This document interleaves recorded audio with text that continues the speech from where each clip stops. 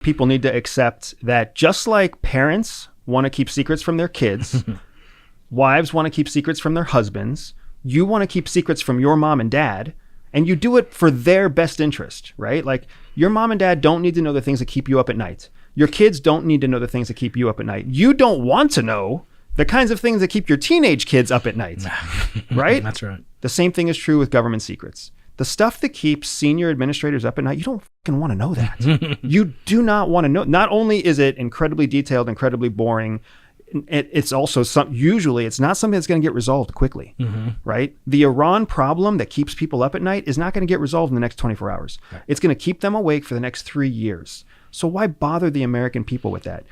First of all, you've got to think that the government looks at the American population as an economic engine. They don't see them as people. They don't see them as civilians or kids or innocents. They see them as a functional, productive entity, an organism. The job of that organism is to create economic power, GDP.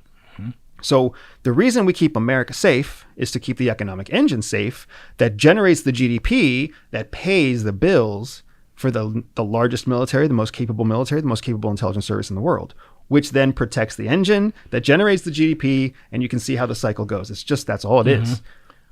The problem is that the American people think that they should be seen as individuals. They don't realize they're a collective.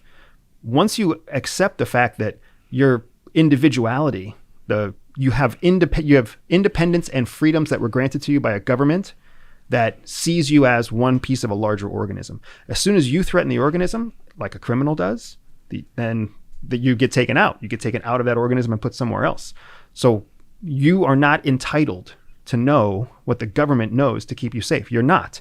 You're entitled to know what it takes for you to do your job as the organism that creates the GDP.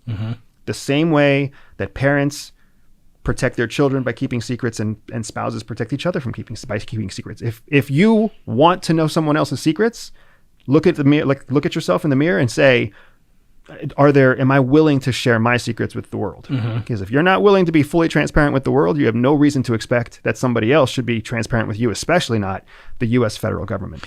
Yeah, to the audience members, screaming into their iPhones and computers, how dare he say that? I remind myself of this Simpsons episode from 20 years ago or whatever, when something's happening and the CIA is like spying on Homer Simpson, and Lisa's like, well, who will watch the Watchers if nobody? And Homer goes, I don't know, the Coast Guard.